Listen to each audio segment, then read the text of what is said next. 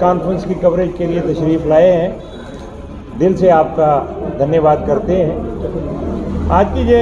ये press conference बड़ी मुख्तसर है और टू द पॉइंट एक ही इशू पर है कि ये जो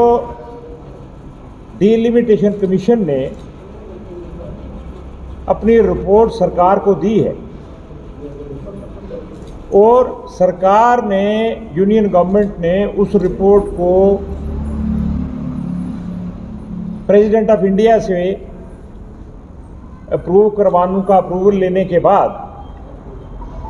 उसको नोटिफाई कर दिया है और इस नोटिफिकेशन के बाद ये रिकमेंडेशन जो है एक फाइनलिटी अचीव कर लेती है। इसके बाद इसको कोर्ट में भी चैलेंज करना हो तो उसका कोई प्रावधान हमारे कॉन्स्टिट्यूशन में नहीं है। तो ये चूंकि फाइनल हो चुकी है डिलिमिटेशन कमीशन की रिपोर्ट, तो हम डिलिमिटेशन कमीशन के उस हिस्से को, उस पार्ट को वेलकम करना चाहते हैं जिसमें उन्होंने पीओजेके के रेफ्यूजीज की नॉमिनेशन के बारे में रिकमेंड किया है और साथ में कश्मीरी माइग्रेंट्स के लिए भी उन्होंने 2 सीट्स रिकमेंड करने के लिए प्रावधान उसमें रखा है। ये चीज़ जो भारतीय सरकार ने इस रिपोर्ट को चूंकि नोटिफाई कर दिया है तो हम इसको वेलकम करते हैं। डिलिमिटेशन कमीशन ने अपनी रिपोर्ट जो उन्होंने पूरी बनाई है,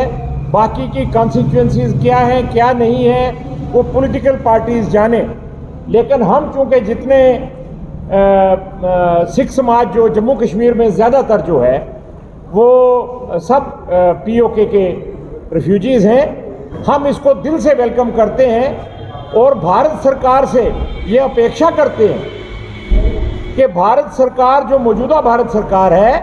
वो हमेशा पीओके को लेकर प्रोएक्टिव रही है, उनकी पॉलिसी बड़ी प्रोएक्टिव रही है। तो हम इनसे ये अपेक्षा, ये उम्मीद करते हैं कि ये सरकार जो 24 सीटें कॉन्स्टिट्यूशन में रिजर्व की गई है, जो कि बाद में अभी अमेंड भी किया है इन्होंने स्टेट रीऑर्गेनाइजेशन एक्ट 2019 के तहत, जिसमें उन्होंने जम्मू कश्मीर को स्टेट से यूटी में कन्वर्ट किया है साथ में और 370 रिमूव किया है। उसी रीऑर्गेनाइजेशन एक्ट में उन्होंने 24 सीटें जो है पीओके के खाते में हमारी असेंबली में, जम्मू कश्मीर की असेंबली में रिजर्व रखी हुई है। हम ये उम्मीद करते हैं भारतीय सरकार से और ये मांग भी करते हैं पुरजोर कि उसमें 24 में से 50% सीटें, 12 सीटें कम अज कम जो है वो डी फ्रीज की जानी चाहिए, ताकि अब जब असेंबली कॉन्स्टिट्यूट हो तो by way of nomination PoJK के रेफ्यूजीज को उसमें रिप्रेजेंटेशन, लेजिस्लेटिव पॉलिटिकल रिप्रेजेंटेशन और एम्पावरमेंट होनी चाहिए। 50% of the 24 seats reserved for POK on behalf of POK in the J&K legislature। तो साथ में हम उनसे जो दूसरी मांग कर रहे हैं वो ये है कि ये जो सीट्स पीओजेके के खाते में रिजर्व की जाएंगी और नॉमिनेशन के खाते में रखी जाएंगी, क्योंकि इस सरकार के मौजूदा यूनियन गवर्नमेंट के representatives from time to time तकरीरें भी ये करते रहे हैं कि हमें ये रिजर्वेशन जो है देनी है इनको। तो हम ये मांग करते हैं कि जितने लोग पीओजेके के वहाँ से आए हैं माइग्रेट करके, उसमें ये देखा जाए कि उसमें किस किस वर्ग से ताल्लुक़ रखने वाले लोगों की परसेंटेज क्या है और किस किस इलाके से हैं। ये ना हो कि एक ही इलाके को सारी रिप्रेजेंटेशन हो और बाकी इलाके जो हैं कि ये सब पीओजेके वो ना हो, उसकी इक्विटेबल डिस्ट्रीब्यूशन होनी चाहिए। आबादी के लिहाज से कितनी परसेंटेज किस वर्ग से ताल्लुक़ रखने वाले लोग रिफ्यूजी बन के आए हैं और किस किस इलाके से हैं, तो ये एक डिस्ट्रीब्यूटेड सिस्टम के साथ, इक्विटेबल डिस्ट्रीब्यूशन के साथ ये नॉमिनेशंस जो है पीओजेके की ये की जानी चाहिए। इसके अलावा हम चूंकि वेलकम कर रहे हैं जो इन्होंने कश्मीरी माइग्रेंट्स के लिए 2 सीट्स की रिकमेंडेशन की है इलेक्शन कमीशन ने, तो हम ये मांग करते हैं कि उन 2 में से वो 2 की 2 सीटें जो हैं वो जो भी कश्मीर से माइग्रेंट हैं, चाहे वो कश्मीरी पंडित भाई हैं, चाहे वो सिख हैं या किसी और वर्ग से तल्लुक़ रखने वाले हैं, जो वहाँ से माइग्रेट हुए हैं और जिनका रिकॉर्ड माइग्रेशन का यहाँ मौजूद है, वो किसी भी धर्म से किसी भी वर्ग से तल्लुक़ रखने वाले हों, ये नॉमिनेशन उन सब को मद्देनज़र रखते हुए होनी चाहिए। ये सिर्फ सिख माइग्रेंट्स को मिल जाए या पंडित माइग्रेंट्स को मिल जाए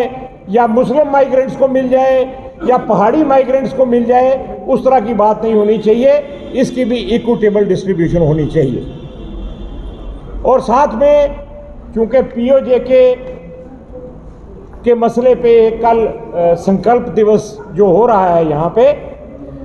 उसके बारे में भी हम इस कोशिश की सराहना करते हैं और ये उम्मीद रखते हैं कि ये सिर्फ संकल्प दिवस और श्रद्धांजलि तक सीमित ना रहे, बल्कि इसका नतीजा ये निकलना चाहिए कि पीओजेके के रेफ्यूजीज़ की परमानेंट सेटलमेंट और पॉलिटिकल एम्पावरमेंट, ये दोनों मसले हल होने चाहिए। और परमानेंट सेटलमेंट कैसे हो कि जो पार्लियामेंट्री कमेटी बनाई गई थी, जिसने यहाँ दौरा करके बड़ी एग्जॉस्टिव एक रिपोर्ट बनाई थी, जिसको रेजोल्यूशन नंबर 183 कहा जाता है पार्लियामेंट्री कमेटी का, उस रेजोल्यूशन के मुताबिक जो रिकमेंडेशंस की गई हैं, चाहे वो मुआवजे की हैं, चाहे वो ज़मीनों की हैं, चाहे वो क्लेम्स रजिस्टर करने की हैं, चाहे पॉलिटिकल रिजर्वेशन की हैं, वो उस रेजोल्यूशन को भी ध्यान में रखा जाना चाहिए। हम यही उम्मीद करते हुए आप सबका के ज़रिए माध्यम से मीडिया आज 4th स्टेट जो है, ये सबसे बड़ा पावरफुल टूल है हमारी डेमोक्रेसी का। हम आपकी मदद चाहते हैं, आपके ज़रिए ये अपील अपनी मांग जो है ये यूनियन गवर्नमेंट तक पहुंचाना चाहते हैं कि हमारी इन मांगों पे हम दर्दाना गौर करते हुए इन पे अमल पैरा हुआ जाए। थैंक यू, धन्यवाद। किसी का